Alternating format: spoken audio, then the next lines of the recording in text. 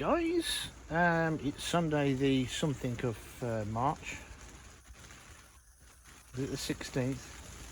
I know it's Mothering Sunday. Not to be confused with Mother's Sunday, which doesn't exist. It's called Mothering Sunday. And for those who know the actual where the Mothering Sunday comes from, please put the comments down below. I'm sure those of you who go to church on a regular basis on a Sunday will know what Mothering Sunday is all about. Anyway, it's a little pet hate of mine because it's not Mother's Day, it's Mothering Sunday. I've popped down to the allotment anyway just to do a few bits and pieces, things I was mulling over in my mind just last night when I was down here, and to put some racking up in the polytunnel so that I can put my seed trays out, and then obviously when the season starts, when I'm going to put stuff in the beds, I can move them. So I've got some wood outside which I made the frames for the brassica cages, etc. That's some spare wood there. So what I've decided, I've used the bolts that are in the frame. I've gone and bought some longer bolts. I've actually got them out and I've put this piece of 2x1, I'd say, or 2x1.5, I don't know. I think it's something like 26mm by 40.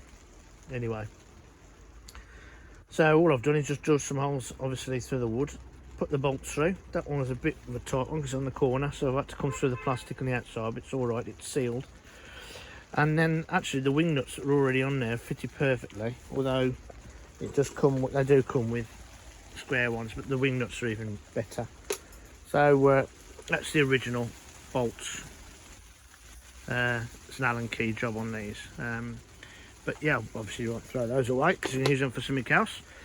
And so I'm just contemplating. I've got to put a front piece on, so I'm going to put some uprights which I can screw straight to the side here and down the end there, and I'll probably put one in the middle, and then just put a slat on across the top there, in the middle and over there, and then make some tops that fit on, which I can remove when I don't need them any longer. And the uprights that I'm going to be putting in, if I make them such a way that I can take them out, even better. So I'm just thinking that, but at least I've got a backboard now which I can attach things to, and I'm going to put another one down there to that upright there and do exactly the same there. And I'm thinking, with the amount of chilies I've got at home, if I've got a shelf here, a lot of those chilies can go in pots, into my air pots actually, like these went last year, and I can put the air pots on top of here because the grape vine is going to obviously go mental again. So it incorporates the grapevine as well as the chili plant. So it's a double-headed, whatever you call it, double-edged sword. That's it. Anyway, that's the idea. So I'll come back to you with a bit more of an update once I've done it, or got to the next stage. As I always say, don't rush things, think about it. So the main thing is thinking about putting a structure that I can take down when growing season really kicks off. But it's going to give me loads of space then to put all of my stuff from home as well. Basically, it's something I've always wanted, more racking space for the seedlings and everything, so all these types of things then could go on top. And I was going to hang one from the joists there, floating one, so I might do that as well, and then that can definitely come down. That can be temporary, but they're just right, these lengths, 2,400mm, 2.4 metres. They're absolutely spot on. They fit perfectly between the three uprights. The middle section, I don't know either to put a piece. I could please put a piece of wood, screw that on top of that one. But there's enough room actually on these bolts. I could probably put a piece of wood on the end there, just duck out a bit, but it doesn't matter. But yeah, so it still lets all the air in as well behind. Which actually in the summer will be good because it'll be right by the seedlings, and stuff like lettuce and that I can still put down there, leave those down there. Job's a good one. Anyway, come back to you. Cheers, guys. Hello again. Back again in the Polytunnel. DIY build part 2. This is what I've done so far, and it's actually for the first time for ages. I mean, if any of you guys have watched my decorating the last 6 months, you'll know that every job I tend to do, something happens and it ends up being about 10 times worse. But anyway, it's worked first time, so here you go. Ta-da! Right, very simple. 2 big uprights, which I've old wood that I got from near to me compost bin where I keep all my old wood. Sunk down. There's 2 nails holding them in. I screwed the holes in, just put the 2 nails through because I haven't got any longer screws. But these posts aren't going to come out, to be perfectly honest. And if I do need to come out, I can just tap that and it'll come out. So those are solid now. These were obviously the 2.4 metre length timbers. I've got 2 more outside, so I can do the other side in a minute. And so that's all on. This is just a strut brace for the time being to try and pull these in, because these are flexing out, because I'm going to use these trays for the time being on here. Obviously what I wanted to do as well, I wanted to put some slatted pieces on as well, but for the time being I can use that to water my stuff. There's room for another tray there, and here another one at least. I've got another tray over there, and I've got some at home. There's another tray up there I forgot about, and then I can still use this racking system here, as well as the ones over here. So I'm pleased with that. Took me time. It didn't take too long to do it, perfectly honest.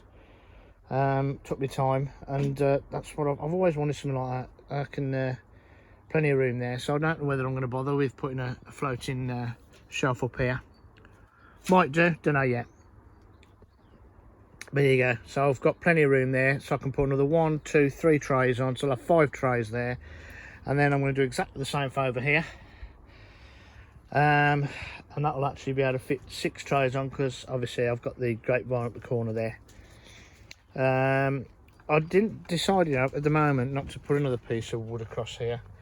It's a waste of timber in my point, because this is solid. It's not going to move anywhere. And yeah, I'm well chuffed with that. I'm pleased with that, so that's really good for me. It's just after 3 o'clock. It's actually the 14th of March. So I've got to go to my mum's. That sounds terrible, isn't it? I've got to go to my mum's. I don't have to go anywhere, but I want to go to my mum's for my dinner. A couple of hours with my mum, and a nice Sunday dinner. And then I've got a live chat with Mick Poultney at 7 o'clock with the gang, which is always interesting and entertaining, because he knows he's off smoke.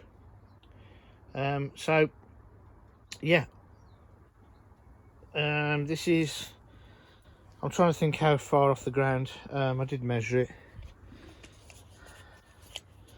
It's, oh, I'm trying to think now. 55, I know it's 55 centimeters from there. Let's just do this. And pull that out, then I can do that. So it's about 29.5 inches, 75 millimeters from the floor here. So it's not a bad height. It's about the same height as over there.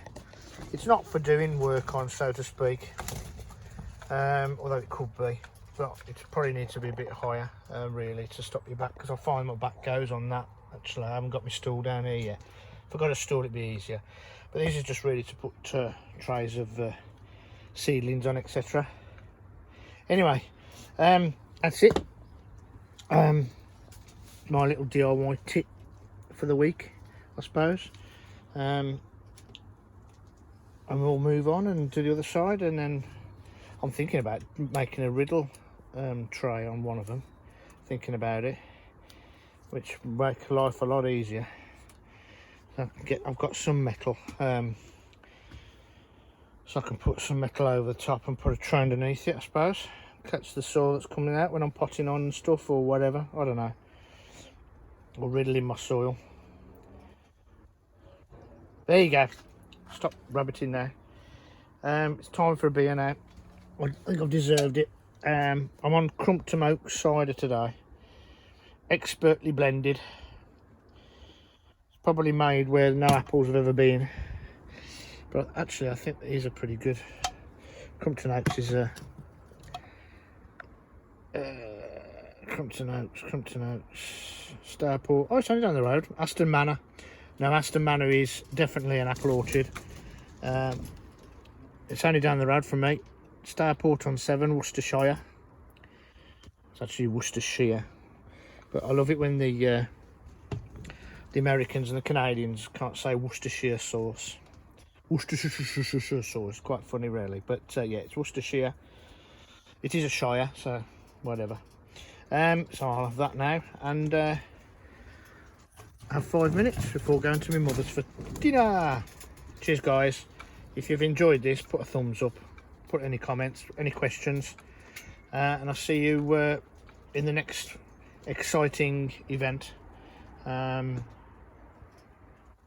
trying to think what the next upload will be, probably something around Shed Wars. But hey ho, we'll catch you guys later. Bye.